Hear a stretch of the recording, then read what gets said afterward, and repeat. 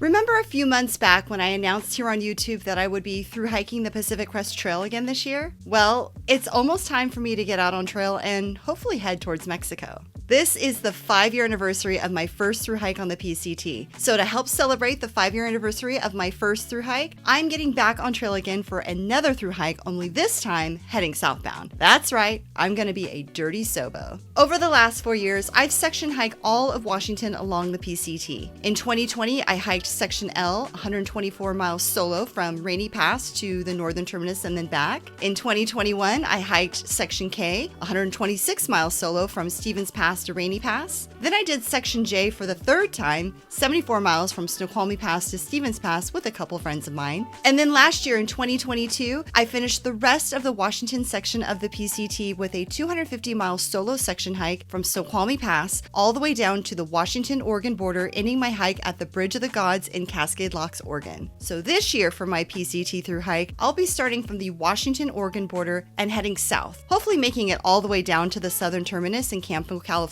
at the Mexican border. That's my hope anyways, but sometimes the trail has other outcomes in mind, like a 200% snowpack in the Sierra this year, wildfires, various closures, and potential reroutes. So we'll see how far I get and how much of the trail I actually get to hike this year. I plan on making a bunch of videos featuring my Sobo through hike along the PCT this year. If there's anything in particular you're interested in seeing or learning more about when it comes to through hiking the PCT, drop me a comment down below. But in this video, I wanted to share with you 10 things I wish I knew before my first through hike on the Pacific Crest Trail. I learned a ton of lessons on that through hike back in 2018, so I wanted to share with you some of the things I plan on doing differently this year for my hike. Hey guys, my name is Kathleen, soon to be PCT through hiker, avid Pacific Northwest day hiker, backpacking coach for women, and the hungry hiker here on YouTube. Before we get started, make sure you subscribe to my YouTube channel for new videos each week featuring my upcoming Southbound PCT through hike this year, and don't forget to hit the bell icon to get notified each time new videos are posted.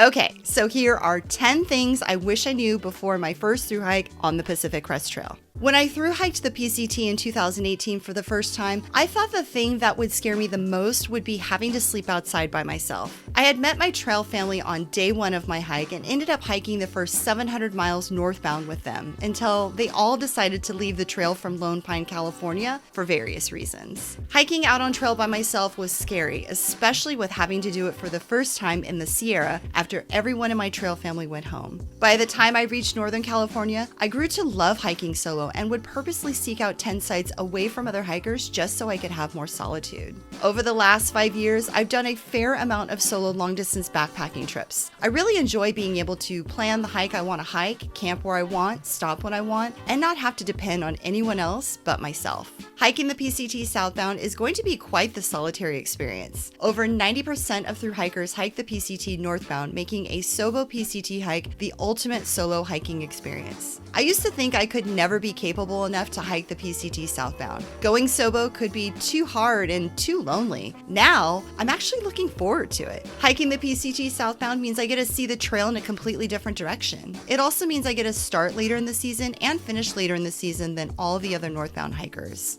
Being out on trail for my solo hiking trips is where the real growing happens. I get to know more about myself, what I'm truly capable of, get a chance to face my fears head on, and I'm forced to be self-reliant. Solo hiking also gives me an incredible boost of self-confidence, which I can easily take with me into my off-trail life. As you can imagine, I've made quite a few gear changes over the last 5 years since I first through hiked the PCT. My goal has never been to be ultralight, but I have made a point to reduce my base weight by using less gear and switching out for lighter gear options. Here are all of my gear changes I've made for my through hike this year. I switched out to a lighter pack. I'll be using a 1-person tent as opposed to a 2-person tent, which is heavier and has more room to heat up on the really cold nights. I switched from using a sleeping bag to a quilt because my quilt is lighter, warmer, and more comfortable to sleep in than my old sleeping bag. And since I found out the hard way that I'm a cold sleeper, I now have a much warmer sleeping pad with an R value of over 6.8. I've switched out my backcountry stove for something slightly lighter and smaller. For my water filtration system, I've switched out from using a hydration reservoir to collapsible bottles. Not only is this system much lighter, but I can always see how much water I have with me and can easily filter water into my bottles without having to take everything out of my pack. I took a wilderness first aid course a couple years ago and have since built my own backcountry first aid kit, which is a bit heavier than my original kit. At least I now know everything that's in my kit and know how to use everything in there.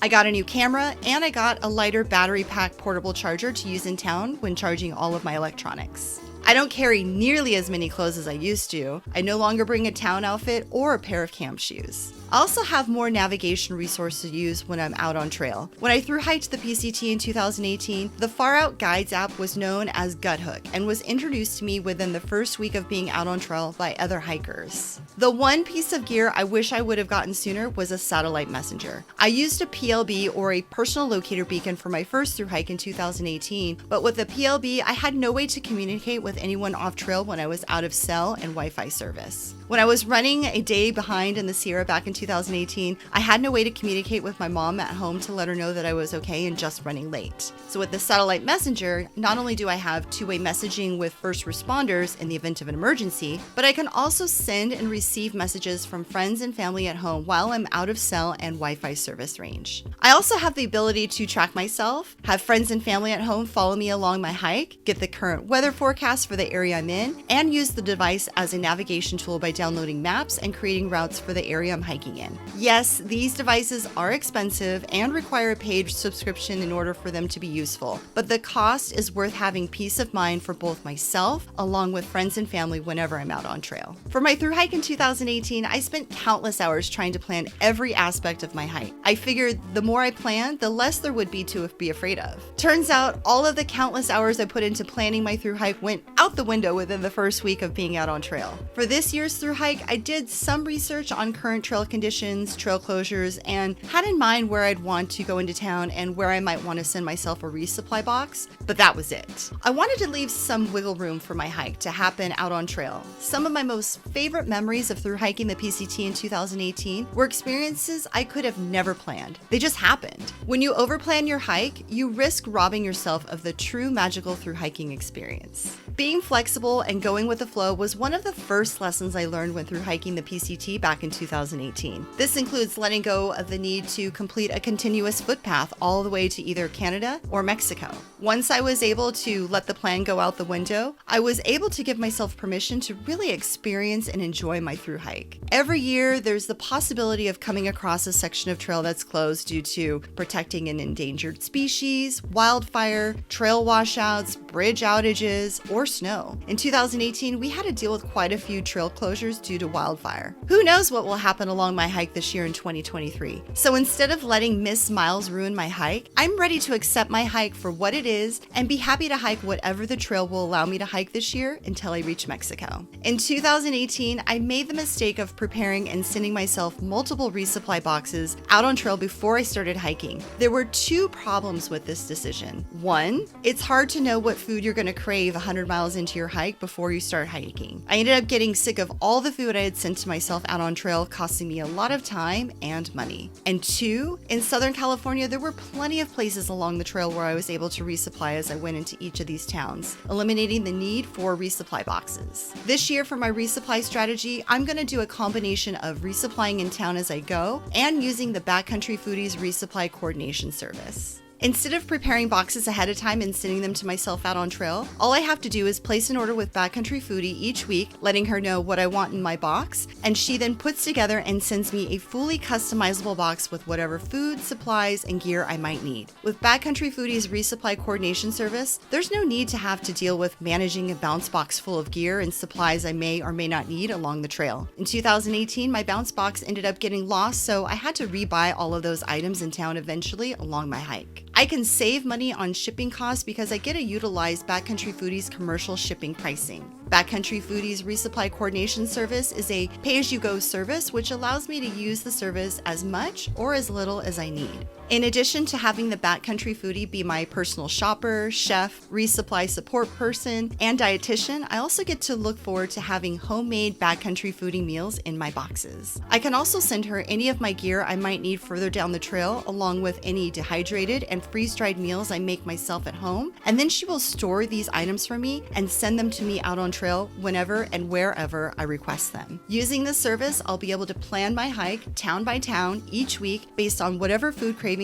I might be having. Even if the town I decide to stop in is small with limited resupply options, I can use Backcountry Foodie's Resupply Coordination Service to send any of my favorite foods directly to me out on trail. I'm super excited to use the Backcountry Foodie's Resupply Coordination Service as my resupply strategy this year. I'll be sure to report back to you in future videos on how my experience goes. As fun as it might sound, through hiking is not a good excuse to eat like a trash panda and consume a bunch of garbage when out on trail. For my hike this year, I want to make a point to eat better calories and more protein instead of only consuming empty calories in the form of sugar and junk. Something else I've been doing differently since my through hike in 2018 has been dehydrating and now freeze drying my own food here at home. I've been taking my favorite home cooked meals and even meals I enjoy eating at local restaurants and putting the leftovers in either the food dehydrator or freeze dryer so that I can enjoy those same meals out on trail. For someone like me who gets food fatigue really easy, this has been a real game changer for my backpacking meal plans over the last few years. Something I discovered back in 2018 along with all of my other long distance backpacking trips since is that I'm never as hungry as I think I'll be whenever I start out a big hike. In 2018, I always overpacked food anytime I stopped in town because one of my biggest fears was running out of food and being hungry. The thing was, I never ran out of food and ended up giving away food in the next town. For my through hike this year, I plan on being more intentional with the amount of food I pack between resupply stops, and when I don't feel like eating, I'll plan on drinking my calories instead.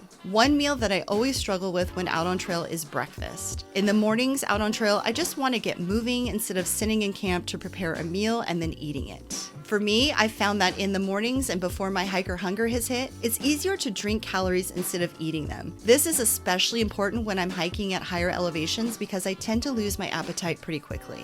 With through hiking a long distance trail like the Pacific Crest Trail, it's hard to not get caught up in the daily mileage each day that you're out there. Sometimes it feels like a constant race against time and the weather with trying to complete the hike before the first snow hits. Of course, my ultimate goal is to hike all the way along the PCT until I reach the southern terminus in Campo, California, but I also want to enjoy myself along the way. I want to open myself up to fun adventures that come my way and meet up with friends and family who might want to come see me when I'm out there hiking. I do have a couple personal goals I like to achieve this year while I'm out there. One of them being getting up earlier in the morning each day instead of sleeping in and always being the last person out of camp. I'd also like to challenge myself by completing a 10 by 10, which is to hike 10 miles by 10 a.m. in any given day. I think I might also want to try and hike a 30-mile day, but only if my body is feeling up for it. Personal goals aside, my priority out on trail this year is to have fun and enjoy the experience while I'm out there. To help physically prepare for my PCT through hike in 2018, I would go on multiple day hikes each week and do a lot of yoga. This year, my physical training is much more different for my upcoming through hike. A lot of people say that the only way to train for a through hike is to through hike.